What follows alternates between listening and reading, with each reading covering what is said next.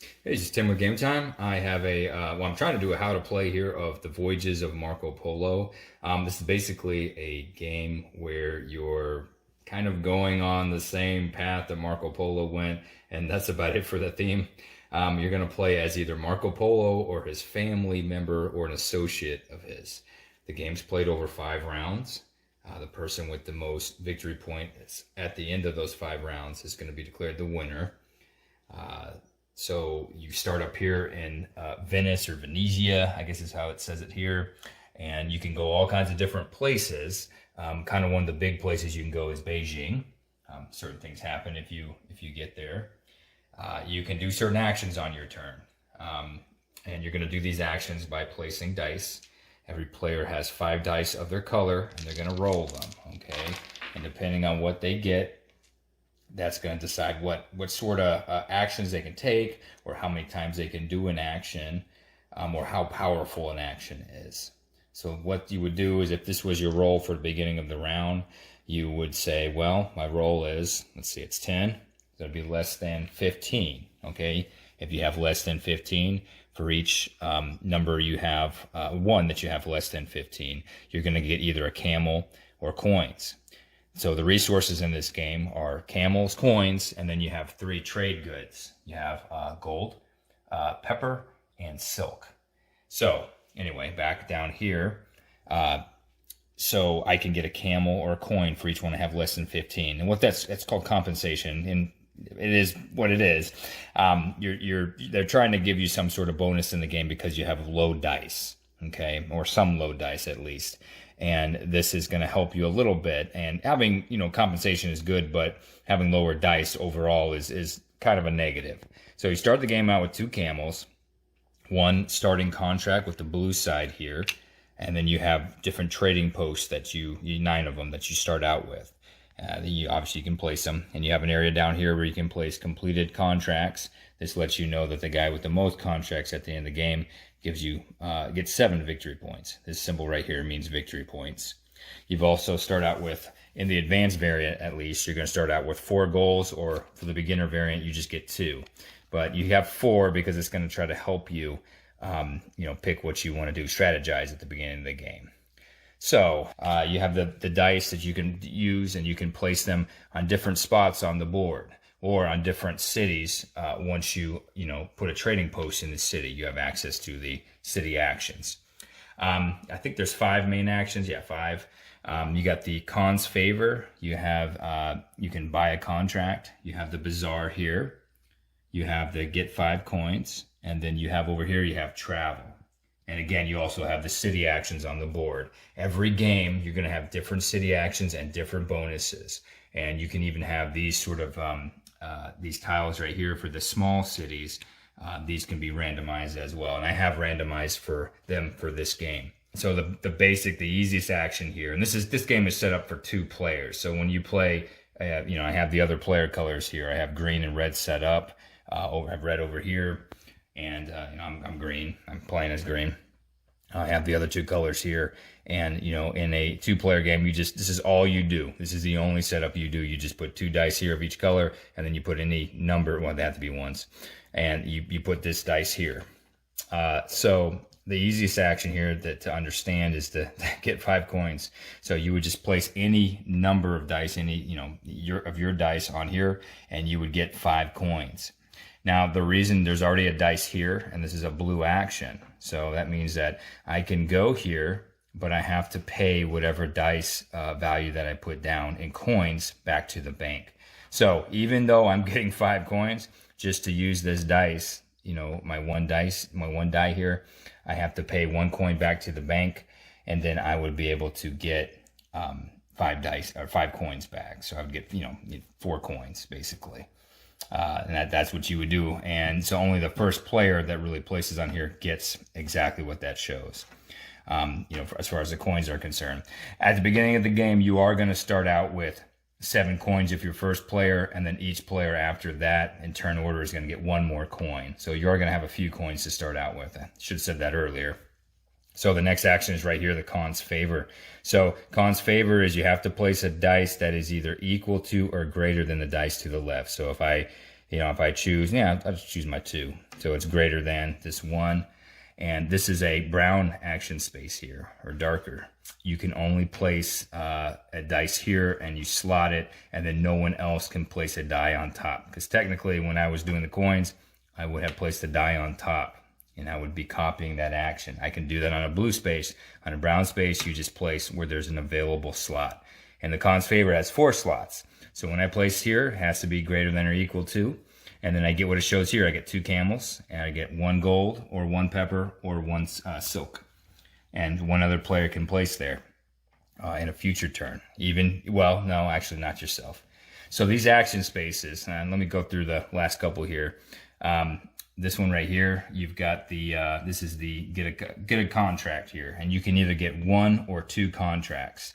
On your player board, you have 2 slots for contracts. If you ever get more than the amount of contracts that you already have, you have to get rid of the one you have, and you put it on the bottom of the special pile. Except for the starting contract, I think you just throw that one out of the game. But anyway, that's what you would do in order to put new contracts on here. So I can always, even though I have 1 here, I can always get 2 new ones. So when I'm over here and I'm placing this die, and this actually isn't a good example of a dice, I probably want to place something like a 5 here. And what I do is, I have a higher dice is going to give me, better things that I can do in the action, the higher the dice. Now, sometimes you might want to do a low dice, but if I do 5 here, I can pick either from this, or this contract, because it's got these numbers above there. And I can pick 2 of them, two of these contracts, 5 and lower. I can't pick the 6. So I could pick this one, and I could pick this one, for example. And I can just put them on my player board. I would get rid of the old contract. However, if one of my picks, or if I just pick 1, and this is my contract, I get the bonus up here, which is a coin or a camel. And so that's why the higher dice might be better in this case. If I'm going to travel, up here, I have to place 2 dice. That's why it shows 2 dice there. And whenever you're placing more than 1 dice, you always use the lower dice. And this is how much I can move with the lower dice. 1. So I look at the 1. It says I got to pay 3 coins, and I can move once. That's what that means. And so I would pay 3 coins to the bank. I would then go up here to Venetia, and I could move my guy once, okay? Or once. If I stop in a city. Okay, if I stop in a city, I immediately get the bonus up here. There's different bonuses in the game. This one just lets me draw the top contract over in the special contracts pile. I would take this, I would throw it out of the game. I would then take my next available trading post from the top left of my board, and I'd put it on the slot right here. There's 4 slots. This game can play up to 4 players. So there's 1 slot for each player. I can never place another trading post in the same city. Small or large. Once I have a trading post here, I have the ability on a future turn to be able to do this action here. This is a brown action, so only, and there could be other trading posts here, but the first person to put their dice down is the only person that can do it that round. And the number on the die definitely matters for these actions, because it means that you can do this action that many times. So if I place a 1 here, I can pay 2 camels, 1 silk to get 4 victory points.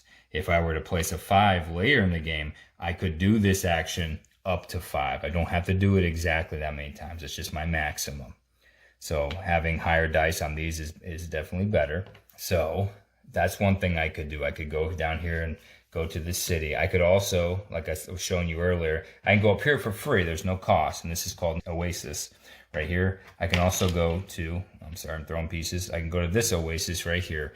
However, I have to pay the cost in between these two, on the road really, right here, which is 3 camels. You could also, later in the game, there could be a cost like this. If I were to move here later in the game, I'd have to pay 7 more coins just to move. So not only do I have to pay the amount of coins that I choose to move, and remember, this is always a max. Like if I were to place higher dice here, let's say I had, I don't know, 3 and a 4.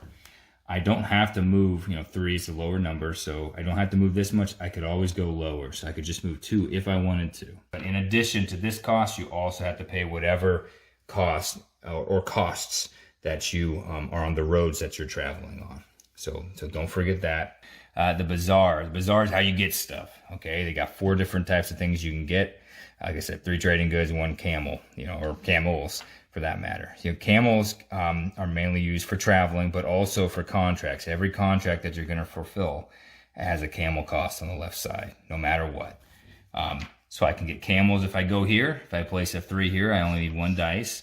I go to the 3 column, and I get that many camels. So camels is pretty easy. It's whatever number you put down, that's how many camels you're going to get.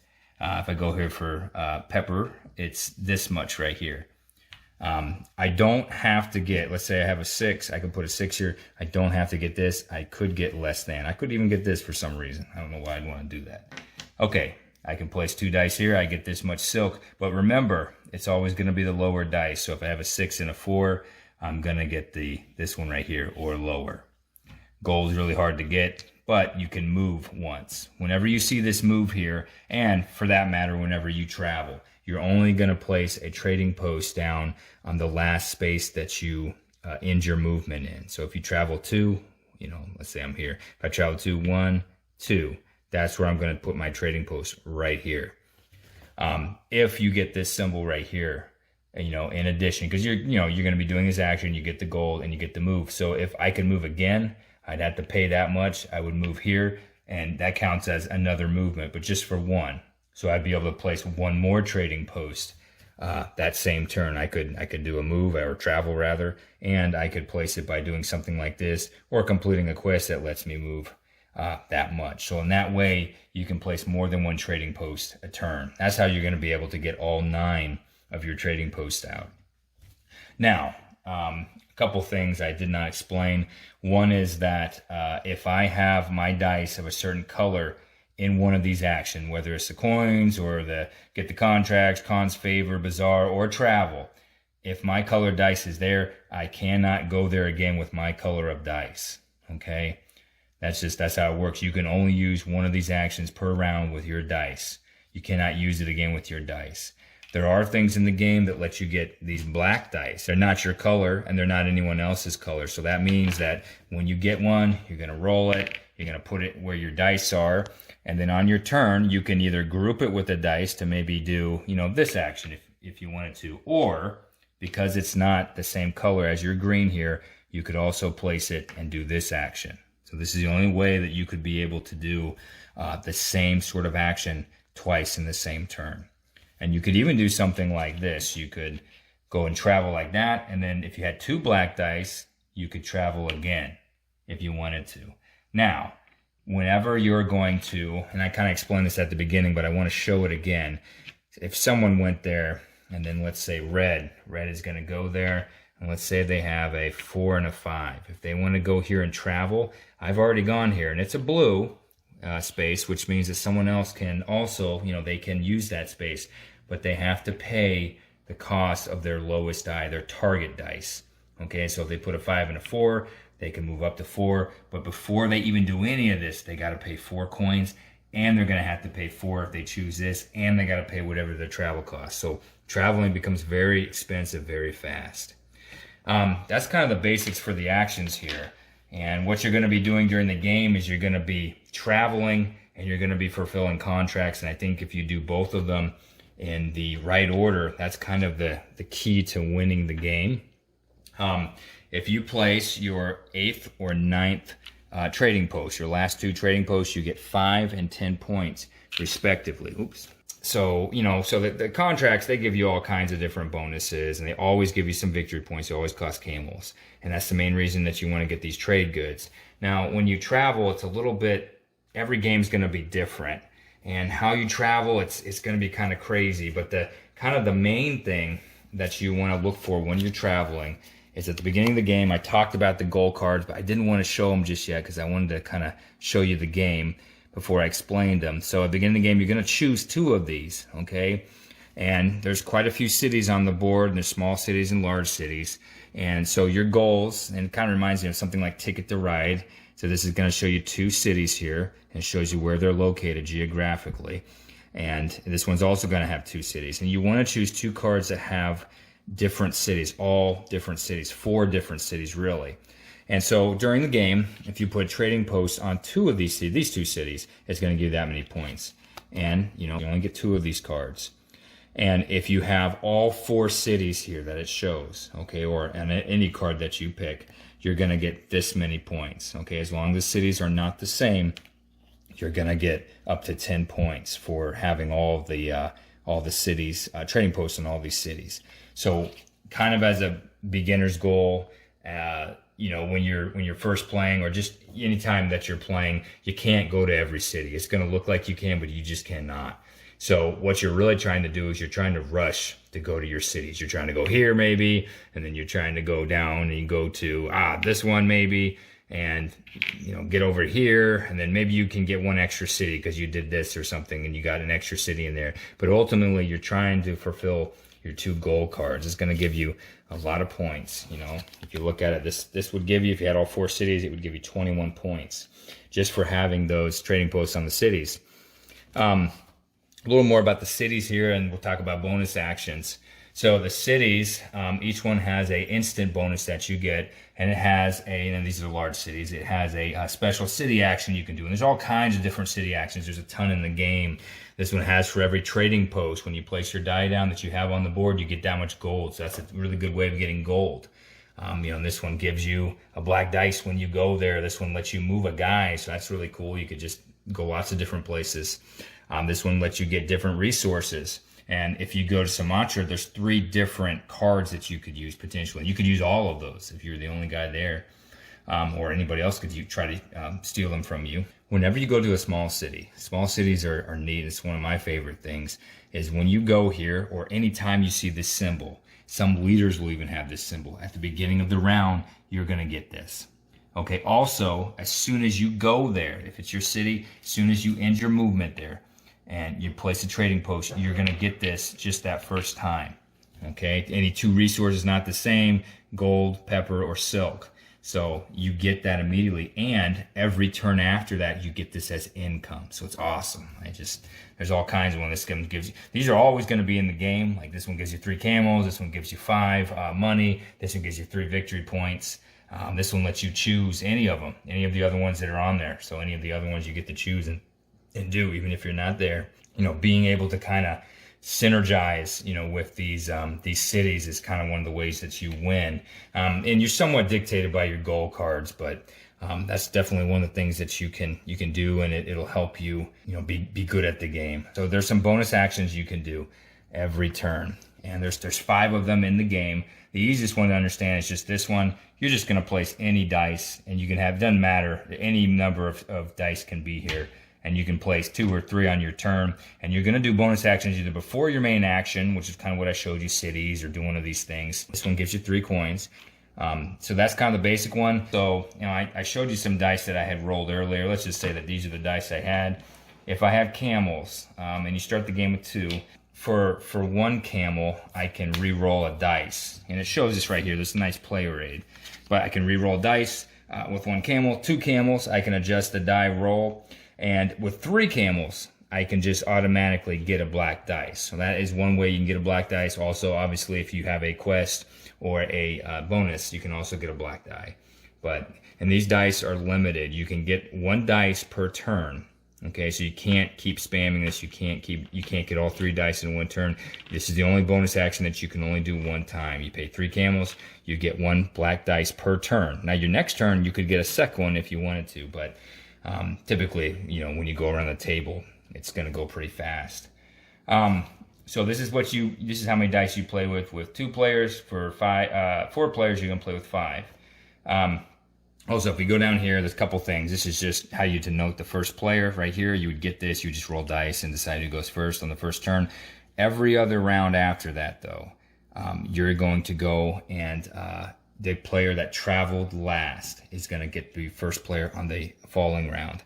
Also, at the end of every round, and this tells you how many rounds are left, you're going to take all these contracts that are here, these quests, and you're going to put them on the bottom of the special quest pile, contract pile, and then you're going to take 6 new ones and you're going to put them out. So, after this round, I could clear these out, put these out here, and then I would know I have this many rounds left. after this one. And leaders. So this is kind of the last thing I wanted to show you. I was talking about this earlier. This just means you get this at the beginning of the game. But this game has, I think, 9 different leaders, and they all have crazy abilities that you can do. Very, very asymmetric. For instance, Niccolo and Marco Polo. So you can actually be the namesake here. This guy right here, he just lets you take 2 guys, and you start on Venice. And every time you get to move, you can move 2 guys. You can split the movement. And if 2 guys land on 2 different cities, you can place 2 different trading posts. And this is really good because it's hard to go down these different routes. Once you're on one, it's hard to kind of get off it. So you can split your movement. You can, it's 2 people. Very cool. This guy, he gets 2 extra black trading posts. And every time that he moves, even if he doesn't end his movement on a city, he's going to put a trading post down. If he puts all 11, so the 9 that he has on his board and the 2 black ones here, he gets an extra 10 points. So he's real cool. Kublai Khan, really cool. And I didn't explain something, I will now. Kublai Khan starts in Beijing instead of Venice. So you just take your figure. If you picked him, you go over to Beijing. And Beijing, I was talking about it earlier, there's something special about it. So what it is when you go there, it's a city, but it's not the cities like these. You're going to put your trading post, and it's basically first come, first serve. If you're the first guy here, you're going to get 10 victory points at the end of the game. Also, if you have resources, these resources at the end of the game, for every 2, you're going to get 1 point. Only if you have a trading post in Beijing. So that's what's so cool about Kublai is that Kublai, I don't know if I'm saying it right, but he is going to go ahead and get that. He gets the 10 points automatically, and he's going to get this bonus. And he's closer to these places over here, so it's kind of neat, But these are just 3 of the leaders that you can use. There's all kinds of leaders, and they really change how you play the game. Like there's one that you can choose any dice. There's one that, depending on where someone else goes, you just get bonuses.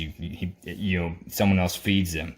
But yeah, anyway, that's some of the stuff in this game. I think I've kind of covered it. Hope that kind of gives you some idea of how to play it. Thank you so much for watching. Bye-bye.